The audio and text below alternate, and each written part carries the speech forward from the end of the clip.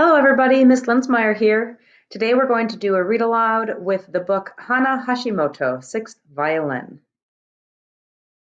When Hana Hashimoto announced that she had signed up for the talent show and that she would be playing the violin, her brothers nearly fell out of a tree.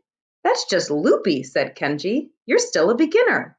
"Stop kidding," said Koji. "You can barely play a note. It's a talent show, Hana. It would be a disaster." Hana squared her shoulders and took her violin and bow inside, leaving her brothers laughing like monkeys in the tree. She pulled at the strings, letting them twang. It was true that she was still a beginner. She had only been to 3 lessons. The first time Hana held a real violin had been that summer while visiting her grandfather in Japan. Long, long ago, her grandfather had been part of a great symphony orchestra in Kyoto. Oji-chan had been second violin and once played in front of the imperial family. Oji-chan played every morning. From his study, the clear, bright notes would drift upstairs, through the shoji screen doors where Hana slept on sweet-smelling tatami mats, and coax her awake as gently as sunshine. Oji-chan usually played classical pieces by Mozart or Mendelssohn or Bach. But in the indigo evenings, while Hana and her brothers ate ice cream and oranges, Oji-chan would sit on the veranda and play requests. Hana always asked for a song about a crow cawing for her 7 chicks. Whenever Oji-chan played it, Hana would feel a shiver of happy sadness ripple through her. Oji-chan didn't just play songs. He could also make his violin chirp like the crickets Hana tried to find in the tall grasses. He could pluck the strings to mimic the sound of raindrops on the oil paper umbrella Hana twirled under during summer storms. And when the first fireflies emerged at twilight, Oji-chan could compose a melody that seemed to make them dance higher and glow brighter than ever before. At the end of each day, as Hana lay with her head resting on a cool buckwheat pillow, Oji-chan would play a lullaby so soothing that sleep would fall over her like a blanket. On their last day together, Hana told Oji-chan she wanted to learn to play the violin. And when Hana got home, her parents agreed that she could. Now, Hana was practicing not just for lessons, but for the talent show, too. Hana practiced every day, just like Oji-chan, and every day her brothers fled the house with covered ears, complaining about the horrible noise. She practiced in front of her parents, who listened with care while they washed and dried the dishes. She practiced in front of her dog, Jojo, who cocked his head and sometimes growled at the strange sounds Hana made. And she practiced on her own, in front of an old photo of Oji-chan from his symphony days.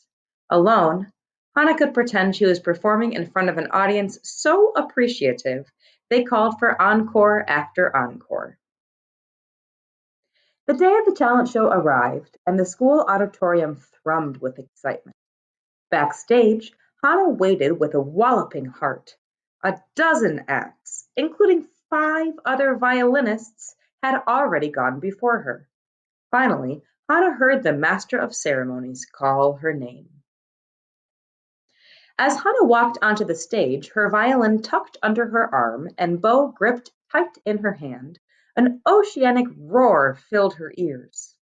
Things seemed to be moving in slow motion, and for one dizzy moment, Hana thought, Kenji and Koji were right. This is going to be a disaster. She wished she could turn into a grain of rice and disappear into a crack beneath the floorboards. She could hardly see with the spotlight in her eyes, yet, as Hana looked out into the audience, certain faces appeared to her, as if through a telescopic lens. She could see her brothers melting into their seats. She saw her best friend, Jas, giving her 2 thumbs up, and there, her smiling mother and her father, camera in hand. Hana held a breath, then ballooned her cheeks before letting it out.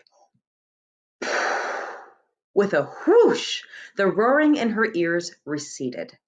Then, as everyone seemed to disappear beyond the light shining down on her like a moonbeam, she remembered. Gambaru no yo, Hana-chan. Do your best, her grandfather had told her.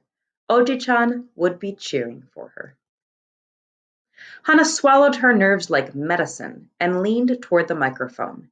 She would just do her best. This is the sound of a mother crow calling her chicks, she said. She placed the violin under her chin, held her bow in position, and played 3 raw, squawky notes. Go, go, go! This is the sound of my neighbor's cat at night. She dragged the bow across the strings, and the violin yowled in loud protest. This is the sound of rain on a paper umbrella. Hana plucked the strings for a soothing plop, plop, plop. As Hana continued to play all the special sounds she had practiced, the air around her came alive with buzzing bees, zzz, and lowing cows, oh, and squeaking mice, and croaking frogs, ribbit, ribbit. Finally, as the last sound effect trailed away, Hana tucked her bow and violin under her arm. And that, she said to the audience, is how I play the violin. Then she took a great big bow. Later, after dinner, Kenji surprised Hana by asking for an encore. Make that funny cow sound again, he said. Then Koji said, make that crazy cat sound too. So Hana did. And when her mother and father and brothers all laughed, she happily played her sounds again. Perhaps next year Hana would be able to perform one of Oji-chan's favorite pieces. But for now, Hana played a little melody, and she had been practicing. Remembered from nights lit by dancing fireflies. She imagined that the notes would drift out through the window, past the bright rabbit moon and beyond, and Oji-chan would hear them and smile.